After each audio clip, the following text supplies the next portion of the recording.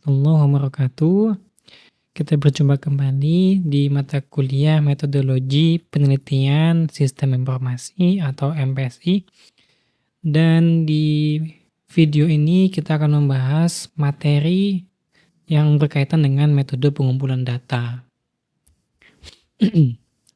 Adapun target capaian pembelajaran yang diharapkan ya di pertemuan ini berkaitan dengan sub CPMK 6, yaitu mahasiswa mampu memahami metode yang digunakan dalam proses pengumpulan data.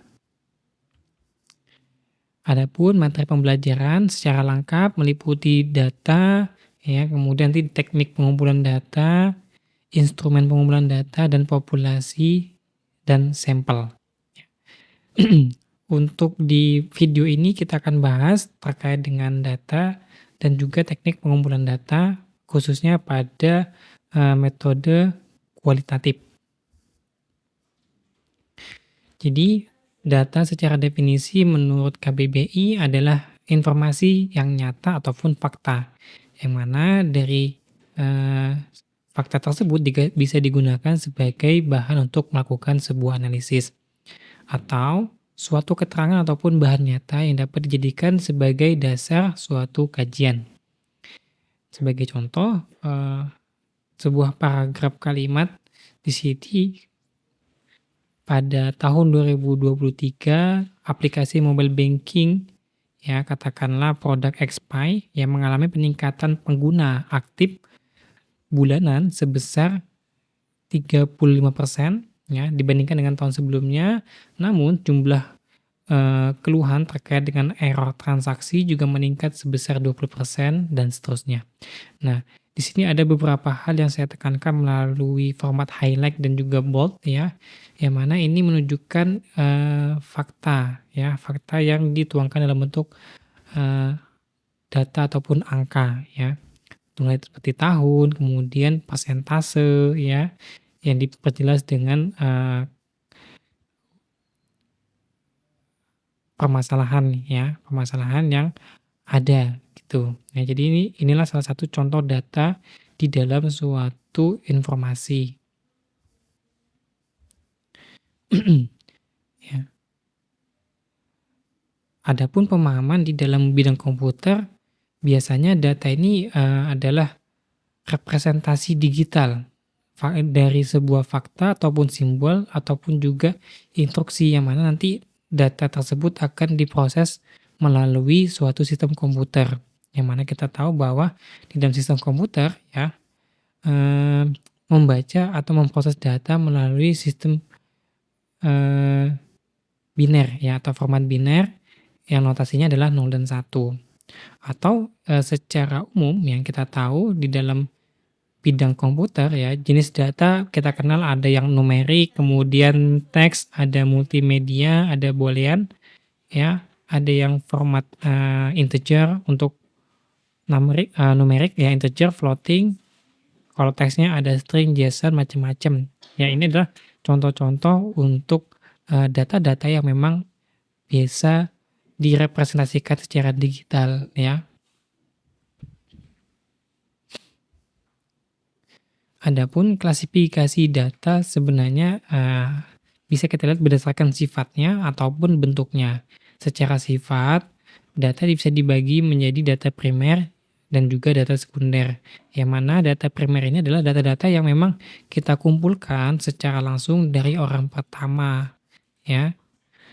Sedangkan data sekunder adalah data-data yang sudah dikumpulkan oleh orang lain, yang mana nanti kita gunakan data tersebut sebagai data yang akan kita jadikan dasar analisis. Jadi sebagai contoh juga di sini data primer, karena dia adalah data utama yang dikumpulkan secara langsung ya oleh peneliti terhadap sumbernya, maka salah satu contoh yang relevan adalah bagaimana kita melakukan wawancara ya dengan developer tentang pengalaman coding. Ya, kita ada interaksi langsung dengan orang yang memang berkaitan, ataupun kita melakukan survei kepuasan pengguna aplikasi terhadap pengguna aplikasinya. Ya, itu adalah bentuk-bentuk data primer yang kita lakukan secara langsung untuk bisa mendapatkan data langsung dari, responden atau memang sumber datanya. Yang tadi data sekunder adalah data yang sudah ada dan dikumpulkan oleh pihak lain. Maka contoh relevannya adalah contohnya adalah laporan tahunan di suatu perusahaan ataupun dataset publik ya yang memang sudah dokumentasikan oleh orang lain lalu kita menggunakannya. Itu yang dikatakan sebagai data sekunder. Sedangkan dari sisi bentuknya kita bisa lihat ada data kualitatif dan data kuantitatif. Data kualitatif adalah data yang sifatnya non-numerik atau bukan angka, yang secara umum bentuknya adalah teks ataupun naratif. Ya. Sumber-sumber daripada data kualitatif ya bisa berasal dari transkrip suatu wawancara ataupun catatan observasi perilaku pengguna di lapangan ya. Sedangkan kalau untuk data kuantitatif adalah data yang bentuknya secara umum numerik dan sifatnya bisa diukur ya. Contoh ketika kita bisa melihat log server, kita bisa melihat di sana ada respon time atau error rate ataupun hasil-hasil survei yang menggunakan skala Likert mulai dari rentan 1 hingga 5 atau semacamnya, begitu ya. Intinya dia bisa terukur dan representasinya itu menggunakan angka.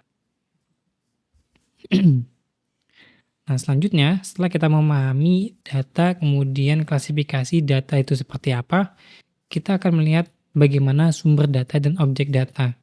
Jadi sumber data adalah asal atau tempat diperolehnya suatu data, ya. Jadi dia merupakan suatu entitas yang memang di mana pada entitas tersebut tersedia suatu data, ya. Baik itu secara langsung maupun tidak langsung. Sedangkan untuk objek data adalah subjek atau fenomena yang direpresentasikan oleh data. Ya, jadi dia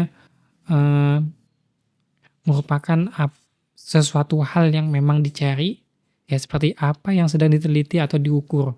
Ya, makanya dia dikatakan sebagai subjek ataupun fenomena yang ada di dalam suatu entitas. Nah, sekarang mari kita lihat contoh untuk bisa membedakan ya secara jelas bagaimana sumber data dan juga objek data. Contoh di bagian kanan di sini ya, teman-teman bisa melihat bahwa contoh kasus terkait dengan penelitian tentang tingkat kecemasan pengguna terhadap fitur biometrik di aplikasi perbankan ya. Yang menjadi sumber data di sini adalah responden ya atau jumlah responden sebanyak 100 orang pengguna aplikasi bank Y ya yang dilakukan survei menggunakan Google Form. Ini adalah sumber datanya ya. Sedangkan objek datanya adalah bagaimana kita melihat atau melihat fenomena ya, menganalisis dan juga memperhatikan tingkah laku atau tingkat kecemasan ya dari hasil survei tadi ya yang diukur dengan skala Likert baik itu rentannya 1 hingga 5 atau yang lain seperti itu ya. Jadi di sini yang menjadi sumber datanya adalah audiensnya ya. Audiens ini dianggap sebagai sumber data sedangkan untuk objek datanya adalah kita melihat fenomena terkait dengan tingkat kecemasan pengguna ya. Jadi entitasnya di sini adalah kumpulan ataupun sampel kelompok pengguna dan objeknya di sini atau fenomenanya terkait dengan tingkat kecemasan penggunaan aplikasi.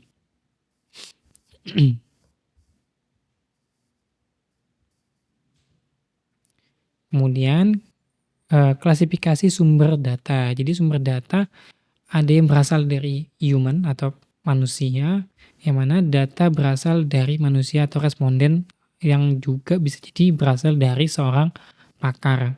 Nah, beberapa cara bisa kita dapatkan, beberapa cara bisa kita lakukan ketika kita ingin melakukan pengambilan data dengan sumber datanya adalah manusia. Kita bisa melakukan wawancara ya. Kemudian kita juga bisa melakukan survei ya, adanya interaksi kita dengan responden tersebut. Kemudian untuk dokumen atau artefak ya ini adalah data dari catatan-catatan atau arsip ataupun dokumen yang ada di dalam suatu instansi ya.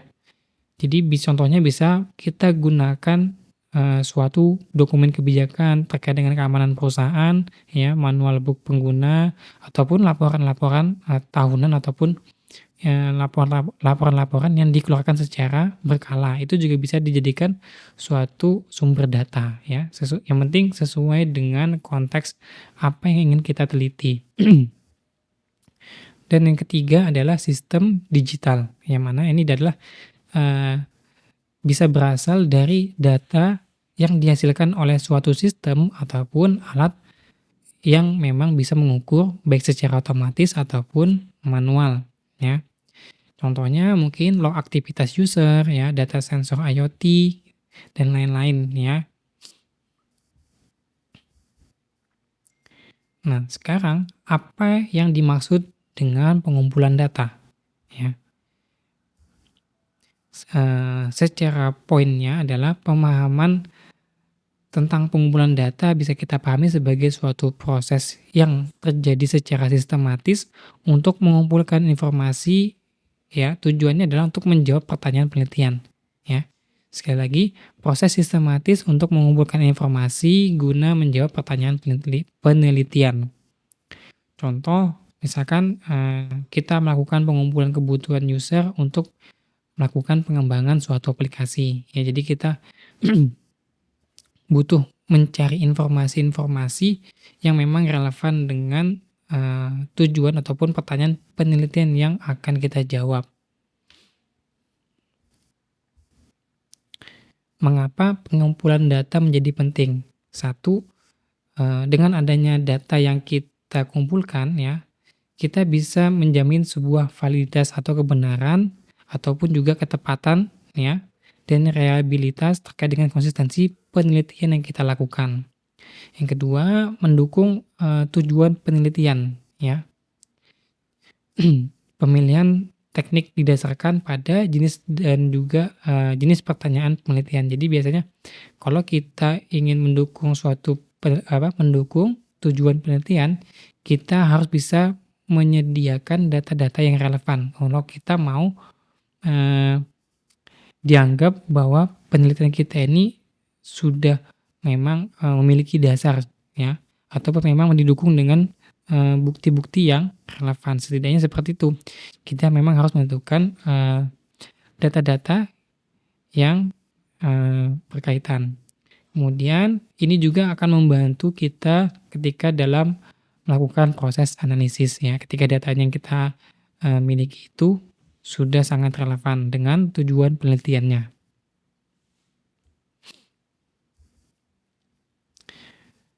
Teknik dan juga metode pengumpulan data kita bisa kelompokkan menjadi 2 ya untuk, penelitian yang sifatnya kualitatif dan juga penelitian yang sifatnya kuantitatif ya.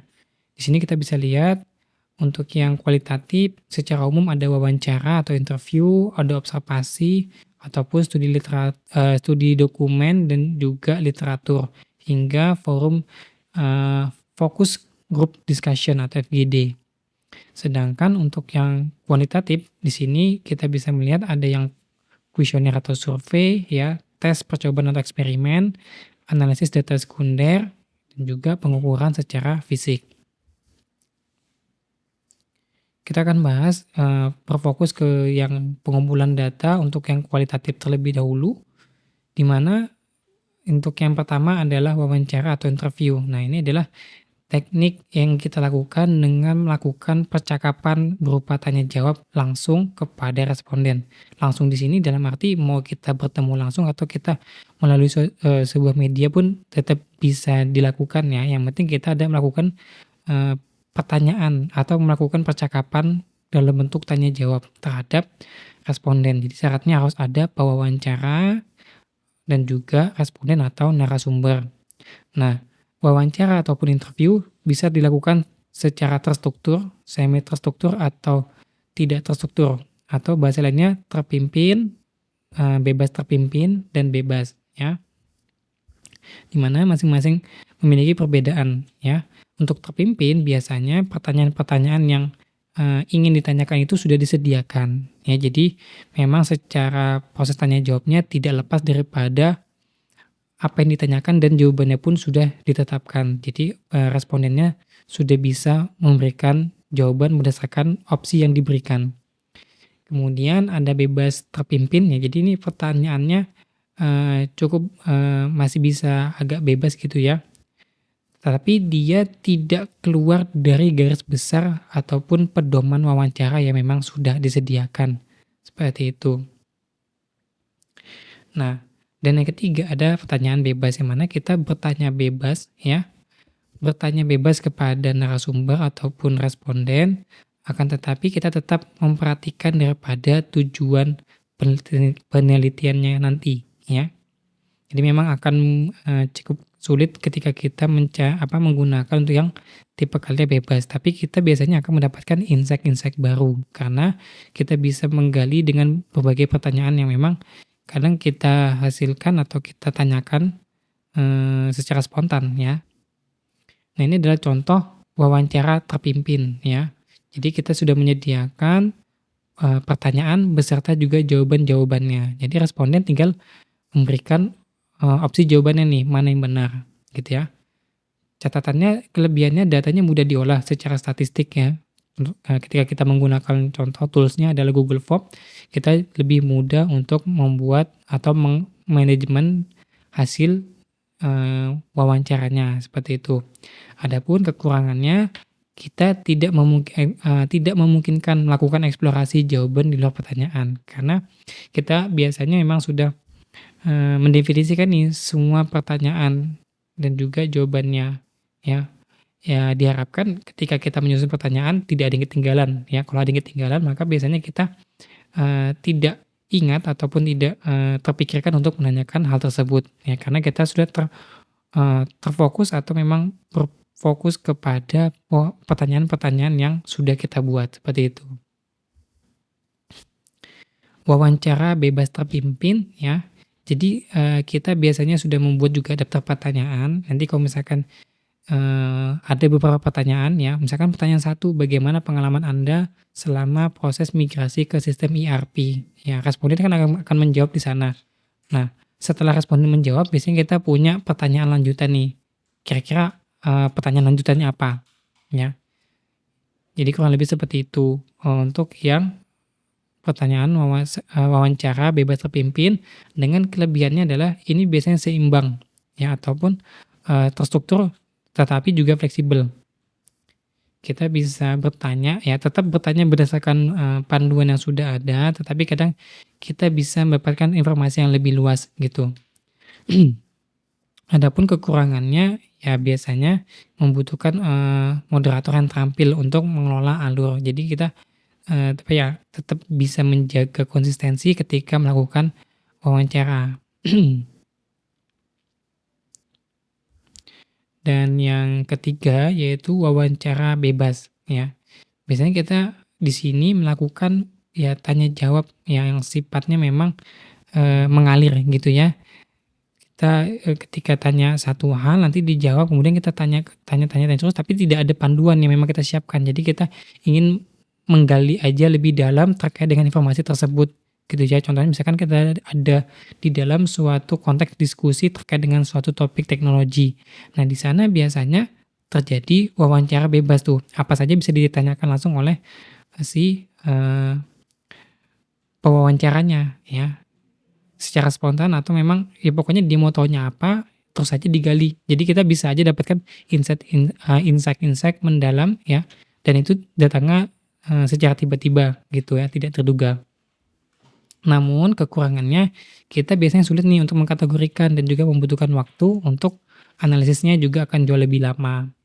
Karena jawabannya biasanya, bentuknya narasinya panjang-panjang, jadi kita harus lebih bisa memahami ya jawaban-jawaban yang ada. Kemudian ya, hal-hal yang diperhatikan ketika melakukan sebuah wawancara, kita setidaknya membuat pedoman wawancara yang mana di sana berisikan ada informasi waktu dan tanggal, lokasi, sifat wawancaranya kita menggunakan yang seperti apa, terpimpin, bebas, atau bebas terpimpin, metode pencatatannya juga kita harus definisikan, jumlah responden, identitas responden, daftar poin garis besar pertanyaan, ataupun kita bisa menyediakan daftar pertanyaan spesifik ataupun yang lebih detail jika ada. Selanjutnya kita masuk ke bagian observasi. Observasi di sini berarti kita melakukan pengamatan langsung terhadap perilaku ataupun interaksi, fenomena ataupun proses yang terjadi ya di dalam suatu entitas ya.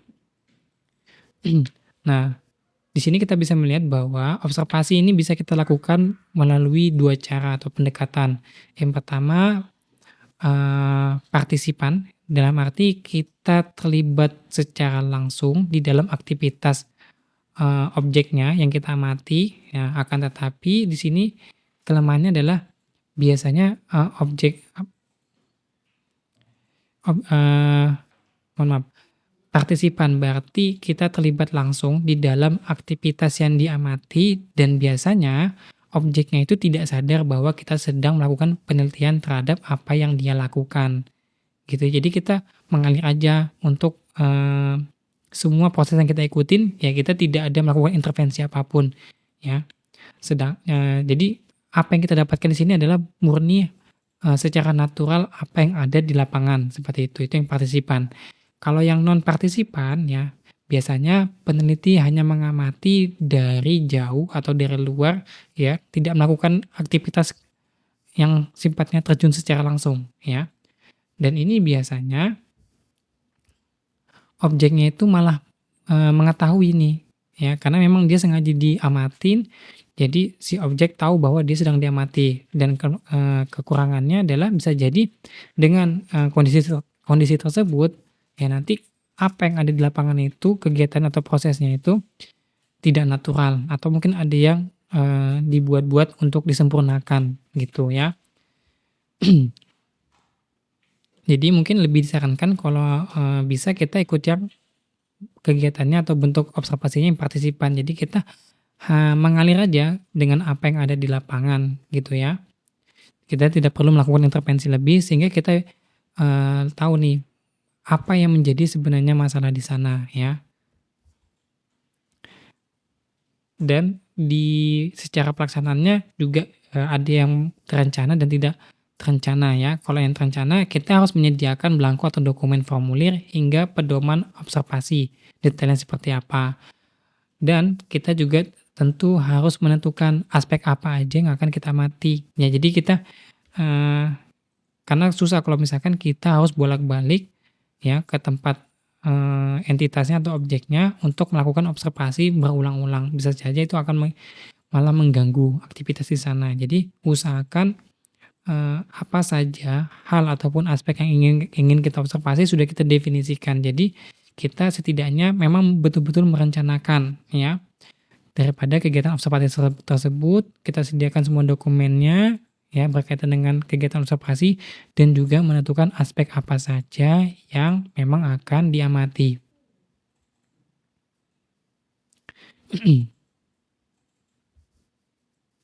Adapun, untuk pedoman observasi ya, di sini kita, poin-poin yang memang harus kita sediakan di dalam suatu pedoman setidaknya ada informasi waktu dan tanggal, lokasi, keterangan sifat ataupun jenis observasinya, kemudian kita menjelaskan secara detail apa saja yang akan kita amati, kemudian kita juga harus menyediakan space untuk uraian hasil pengamatan dalam bentuk narasi, dan yang terakhir kita harus melakukan validasi hasil observasi kepada pihak objeknya. Yang ketiga ya, ada studi dokumen atau literatur ya, ataupun dokumentasi ya. Jadi menurut KBBI, dokumentasi ini adalah pengumpulan, pemeliharaan, pengolahan, dan juga penyimpanan informasi dalam bidang pengetahuan. Atau bisa bermakna pemberian ya, atau pengumpulan bukti dan keterangan dalam bentuk gambar, kutipan ya, guntingan koran, dan referensi lain. Adapun secara istilah, dokumentasi ini bermakna kegiatan untuk memperoleh data langsung dari tempat penelitian, ya baik itu yang berasal dari buku, peraturan, laporan, kegiatan kegiatan, laporan kegiatan, film dokumenter, dan data lain yang relevan dengan penelitian sebagai pelengkap daripada kegiatan observasi dan juga wawancara. Jadi kalau kita sudah, biasanya ya melakukan di skripsi itu kita melakukan nih metode untuk pengumpulan datanya, kita sebutkan ada, observasi ya, wawancara. Seharusnya kita melengkapinya dengan yang namanya studi dokumen ya. Kalau studi literatur kita sudah lakukan ketika kita ingin mengkaji bagaimana pemilihan metode ataupun terkait dengan penelitian-penelitian terdahulu ya. Jadi kalau literatur dia lebih ke arah akademiknya, sedangkan kalau dokumen ini bisa saja adalah, hal-hal atau dokumen-dokumen yang berkaitan langsung dengan, tujuan penelitian dan letaknya ada di dalam entitas penelitiannya atau objek penelitiannya, ya. Jadi harusnya dilengkapi dengan studi dokumen dan juga studi literatur. Perbedaan daripada dokumen dan juga literatur. Jadi kok dokumen ini dia sifatnya fisik ataupun digital, ya, bisa jadi berisi catatan, bukti ataupun informasi resmi ya dalam format teks, formatnya macam-macam. Yang mana ini bisa dikeluarkan secara apa, berkala ataupun memang dia apa, dihasilkan dari suatu kegiatan ya, yang dihasilkan dari institusi ataupun individual ya.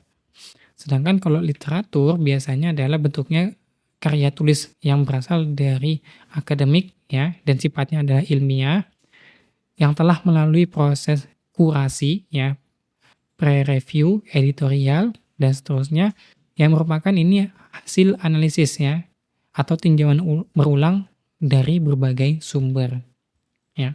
Jadi dengan ini semoga teman-teman sudah bisa membedakan dokumen itu apa dan literatur itu apa ya. Dan yang terakhir ya, ketika kita melakukan dokumentasi ya atau studi dokumentasi, studi dokumen, ya kita harus membuat juga yang namanya pedoman, yang mana secara umum tadi informasi waktu dan tanggal, lokasi, kemudian apa saja yang kita dokumentasikan ya. Ingat didokumentasikan ini dalam arti hal-hal ataupun dokumen-dokumen terkait apa yang kita lihat di sana dan kita dokumentasikan ya. Kemudian bentuk dokumentasinya seperti apa, sumber dokumentasinya apa saja ya, dan kira-kira apa keterkaitannya dengan masalah penelitian ini juga harus dijelaskan. Dan catatan terakhir adalah di sini bahwa yang dijadikan dokumentasi bukanlah foto kegiatan para peneliti di dalam melakukan penelitian di sana, yang entah dia kegiatannya lagi membantu ataupun sedang melihat dokumen-dokumen, bukan. Tapi kita lebih fokus kepada objek dokumennya. Ya misalkan dokumennya terkait dengan formulir A. Atau contoh detailnya misalkan di suatu apa ya, kita pengen penelitian di kelurahan, ingin membuat sistem yang memang awalnya tidak terkomputerisasi ya, karena kita tahu mungkin di kelurahan itu banyak sekali form-form ya, form-form mungkin untuk mengurus akte lahir ataupun yang semacamnya. Nah, form-form tersebutlah yang dijadikan studi ya, objek studi dokumentasi atau studi dokumen ya. Bukan halnya misalkan kita sedang membuka-buka berkas atau sedang melihat-melihat berkas itu yang difoto, bukan seperti itu ya, tapi lebih ke arah dokumen yang kita akan gunakan sebagai acuan ketika kita melakukan penelitian. Karena kalau misalkan kita membuat suatu desain form secara digital ya, tentu kita harus melihat atau mengacu kepada dokumen fisik aslinya seperti apa. Ya, jadi itu yang dimaksud untuk studi dokumentasi. Baik, mungkin sampai di sini untuk pertemuan kita. Kita akan lanjutkan untuk yang data kuantitatif dan poin-poin yang tersisa di pertemuan selanjutnya. Akhir kata, wassalamualaikum warahmatullahi wabarakatuh.